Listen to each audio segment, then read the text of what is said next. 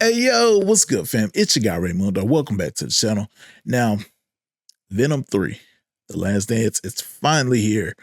And if opening weekend sales are any indication in the direction of where they thought this movie will be headed, it's headed straight to the dumpster. I mean, 51 million worldwide is well below the standard of what they thought they would get. And if you compare it to even part 2, Let There Be Carnage, yeah, it's about half of that, which, I mean, signs are just not looking good. But I mean, hey, we'll dive into it. We'll talk about the goods that I like, some of the bads that I like, some of the things that, just overall confused me with the actual project. But, hey, let's talk.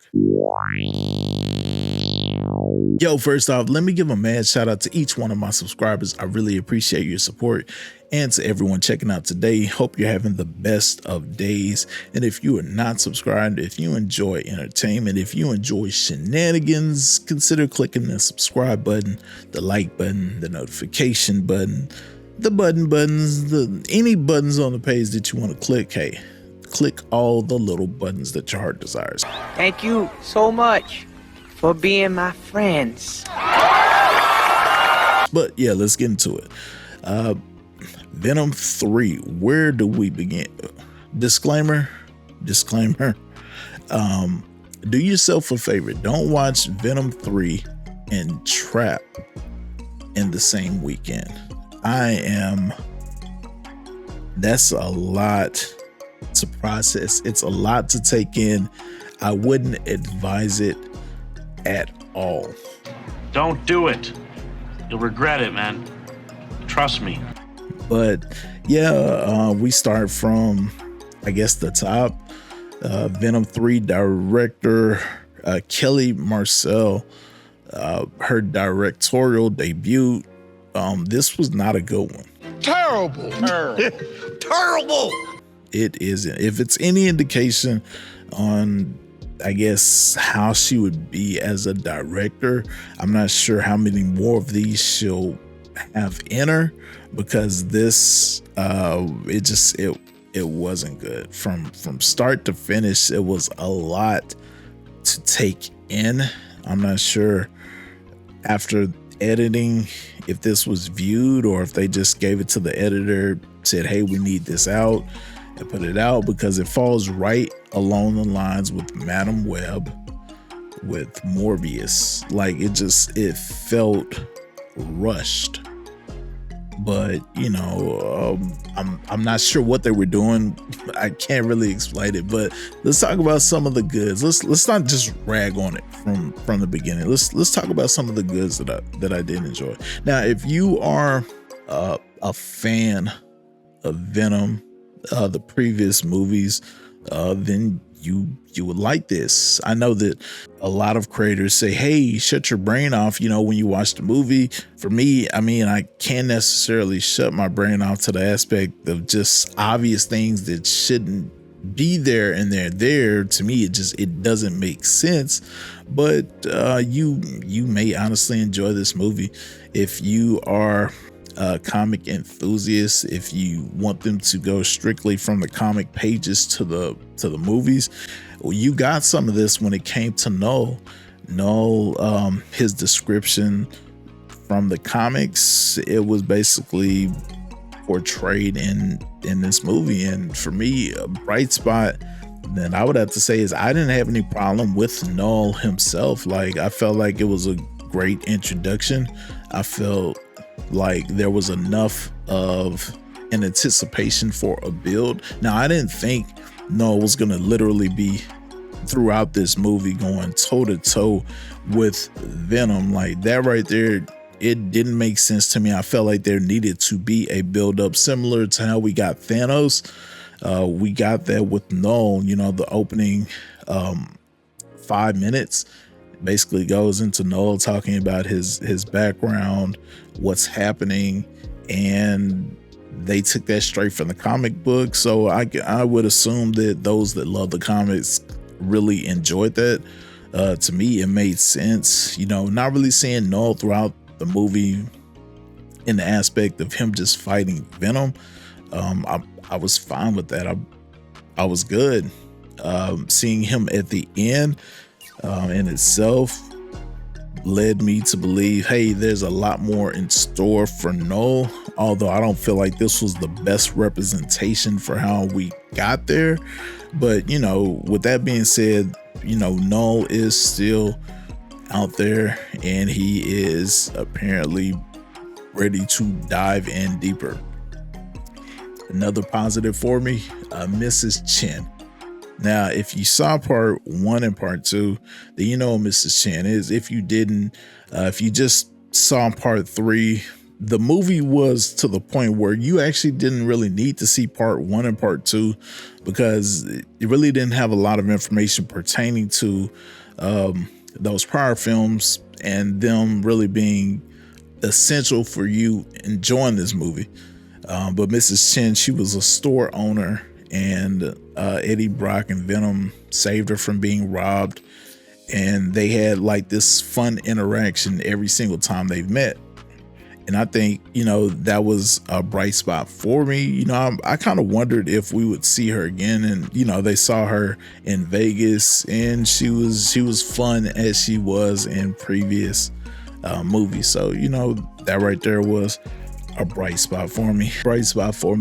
Was the fact that I only paid $5 to see this in the matinee. Like, if I would have spent more than that, I probably would have been a little bit upset, because just the overall movie itself, it just wasn't the best feel for me. Now, if we could take a deep dive into things that I did not like about the movie, where do we begin? First off, Tom Hardy. Tom Hardy looked exhausted in this movie. And I mean that from an aspect of, I didn't really feel the same type of energy that I normally get from Tom Hardy. I mean, whether it's Inception, Lawless, The Dark Knight Rises, like, I got a feel for the character himself, that he was excited to be there.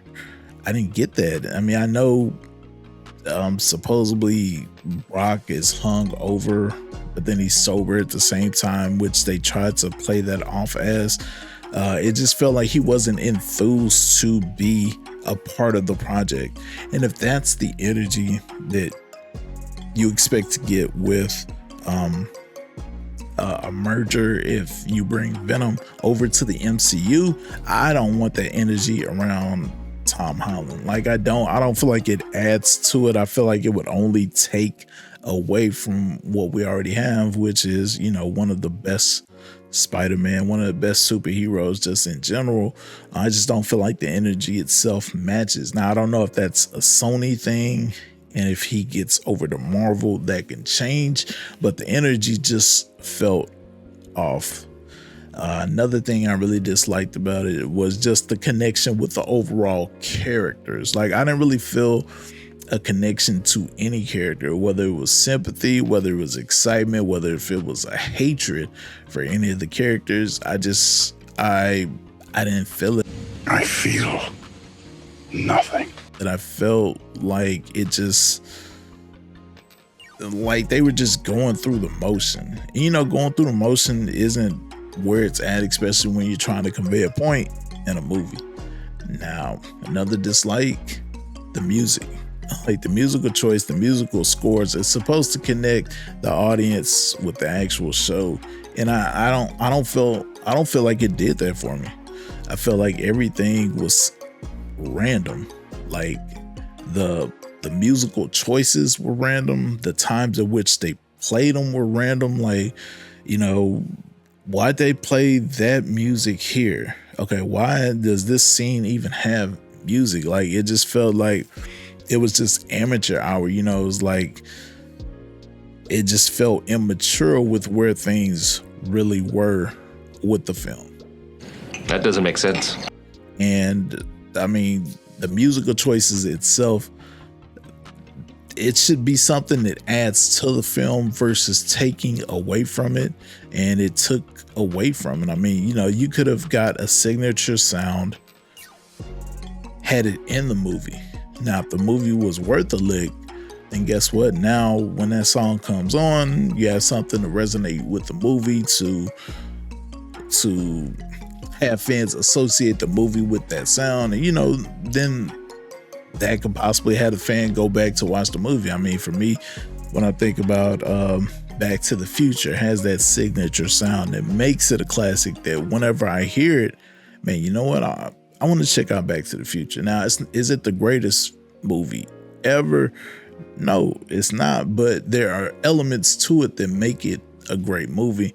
And I feel like, with Venom, they missed out on an opportunity amongst the majority of things. But, another thing that I disliked about the movie, the fact that we barely saw Venom, and I get why they said that we rarely saw him, because he would trigger the key that Noah was actually after if he was in full Venom form.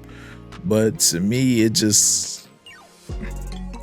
didn't make sense. They should have went around it. Like, we probably saw Venom in full costume 4 times throughout the entire movie. The majority of times it just looked like he was just a floating head on the side of Tom. Wasn't really creative. Like, there was nothing unique about that perspective. If that was the case, you might as well just have left them inside Tom the whole movie, and just let him talk to him. I guess, just it's a lot of things that they could have changed with that they chose to keep doing. The randomness of this family, like, you have this hippie family with a daughter who obviously her personality is extremely different, and then she has a brother who has a personality that's just naive for a kid nowadays, and it just, I felt like they didn't really add to the movie. Not saying that they took away from it, but I felt like it was just there to be there. And their interaction with Eddie Brock, I mean, the way that they found him, just randomly, they're out resting, camping, and here he comes, looking the way that he does, basically looking like a deranged madman. No, seriously? That is so gross. And they just welcome him with open arms. And the thing is, you know what? There's something good about you. I know there's something good about you. I can feel it. Just having a feeling, and you're willing to bring that around your family, like, that makes no sense whatsoever. And on top of that, when they get to Area 51 or Area 55, I forgot what they referred to it as, they just sneak onto the base. How does that happen? How does a family just sneak onto Area 51 through a fence? Just like, hey, here's an open hole in a fence. This is how we get through. Like, that doesn't make sense. That's lazy writing, as they say. That's just lazy writing. I felt like it was a lot of that going around. And then the general at the end,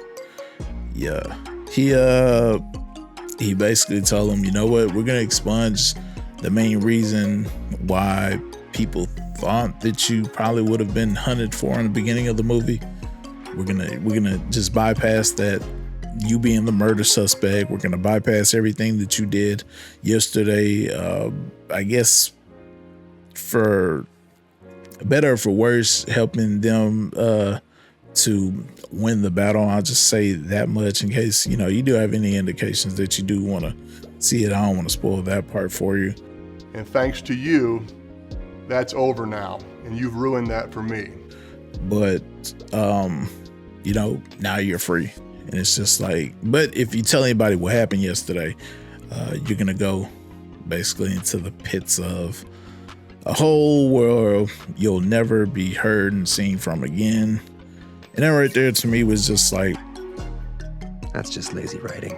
But overall, I just felt this movie was just a mix of random events happening. Nothing significant about it. Nothing that makes me think I'm anticipating Venom going forward in any project if it's associated with this. Now, if the MCU takes it over, that'll be a different case. That'll be a different story. I'll be here for it. But as far as what we got, yeah, I'm good. Venom, Sony, I don't want to say they have no idea what they're doing, but man, they're lost. I'm not sure the direction of the franchise in itself. I don't even think a soft reboot done by the MCU could help them reboot the mess that is Sony. Like the Sony verse is just, it's trash. Out of 5 stars, easily 1.5. And I may be stretching it with a half because, yeah, this is probably one of the worst movies that I've seen all year.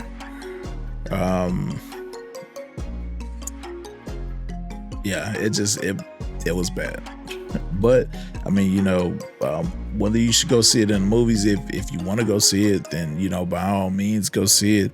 I would say do it in the matinee hours where you can save a few bucks. If not, wait until it's on a streaming platform, which will probably be in about 2 or 3 months, and you could check it out then. You know, if there's nothing else on, if there's absolutely nothing else on, then I would say, you know, check it out. But, you know, those are my thoughts. Comment down below if you think I'm on, if you think I'm off. Let me know. Until next time, my name is Raymundo. This is Raymundo Speaks, your #1 spot for all your shenanigan and entertainment needs. Until next time, lock in, like the vid, subscribe, Lego.